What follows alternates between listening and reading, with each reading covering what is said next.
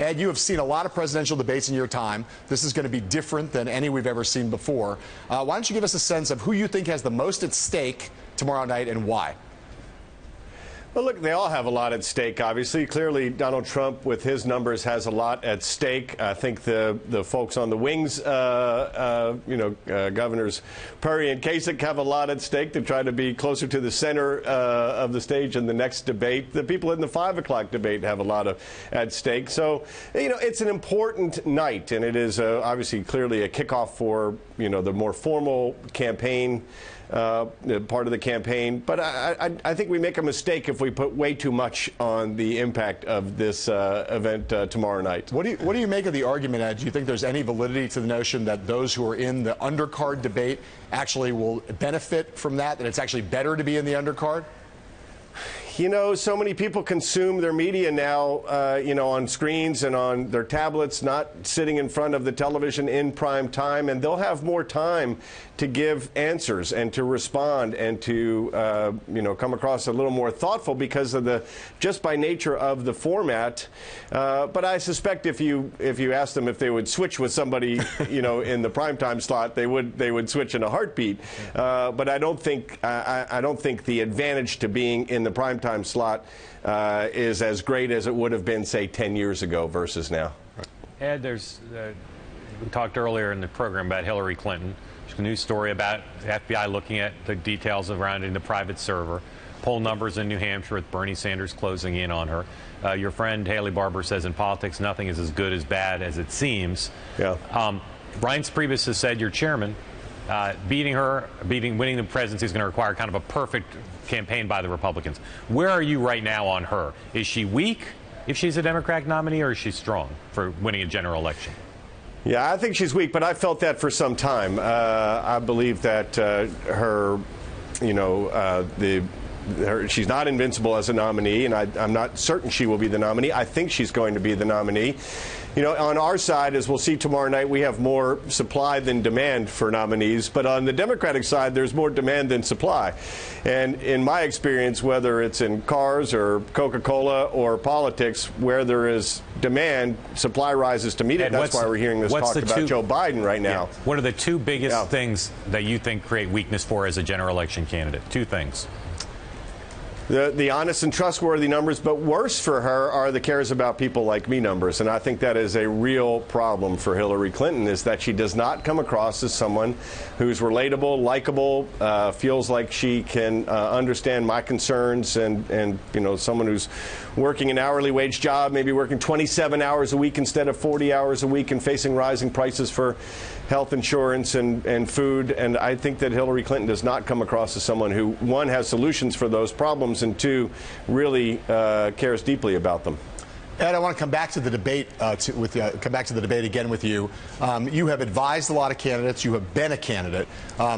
In no circumstance have, either as a candidate or as an advisor, have you ever confronted anything like the Trump phenomenon. So as these candidates, just think about the top tier kind of candidates, Jeb Bush, Scott Walker, Marco Rubio, people like that. How would you advise them to handle Donald Trump tomorrow night?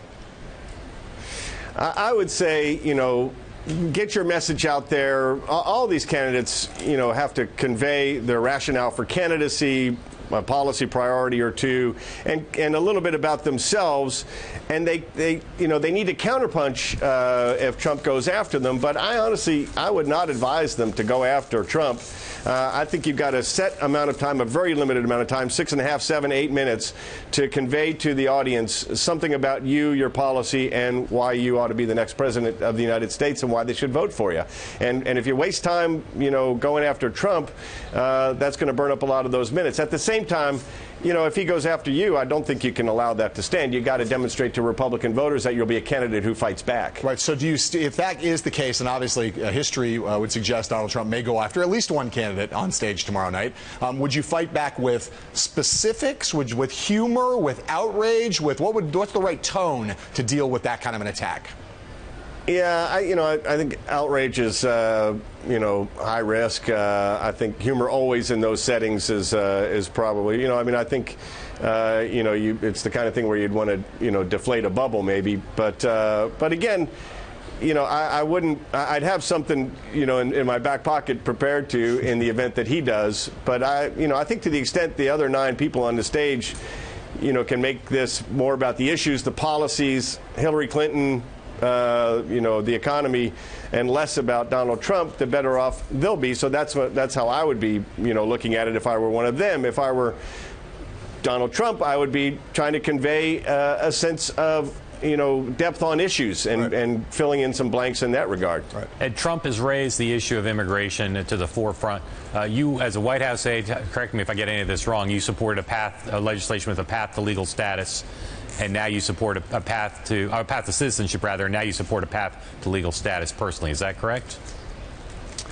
I was not in the White House during the immigration reform push, and even at that time, Mark, I had said that I did not favor a path to citizenship.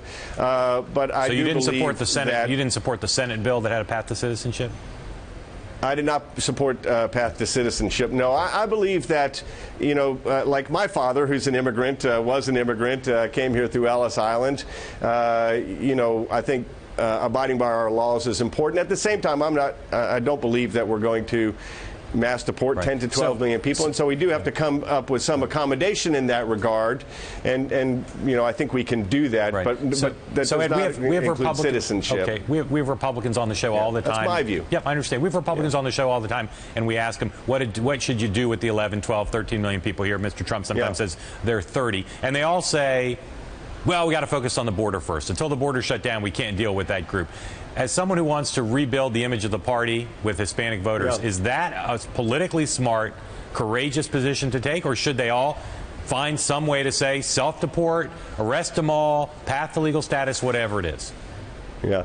Well, I can tell you, Mark, from my own experience running in a very purple state and a critically important state in the Electoral College, Virginia, obviously. And, what I was for was, look, we do have to secure the border. Everyone agrees with that. And, no matter where you are on the political spectrum, pretty much everyone agrees that we need to do that.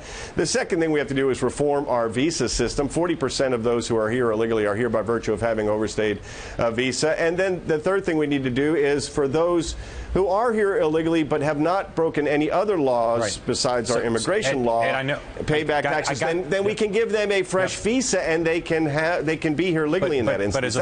That's a pretty good. As a former party chairman, as someone who wants to rebuild the party's image with Hispanics, would you tell your fellow Republicans to stop dodging the third question you just addressed there and start having a position on it, or is dodging it and just saying border politically smart? I think we need to provide solutions. Now, whether people agree with the solution that I laid out in my Senate campaign or not, that's fine. But I would prefer to see us say, here's how we're going to address this problem. And I think the way I've talked about it, I can tell you, in Virginia, it resonated. It was accepted and embraced by people from different demographics and different persuasions, different political parties even. So I do think there's a common sense solution that we can put forward as a party that helps us to appeal to non-traditionally Republican voters. So to just put a button on this, what is the adjective you would use to describe your fellow Republicans who refuse to take a position on that issue of what to do with the people here illegally? What adjective? Just one adjective. I would say that there's plenty of time. I would say there's plenty of time for them to come forward with solutions, and they're going to do that on their own timetable, not what we decide on this program this evening. All right, fair enough. Ed.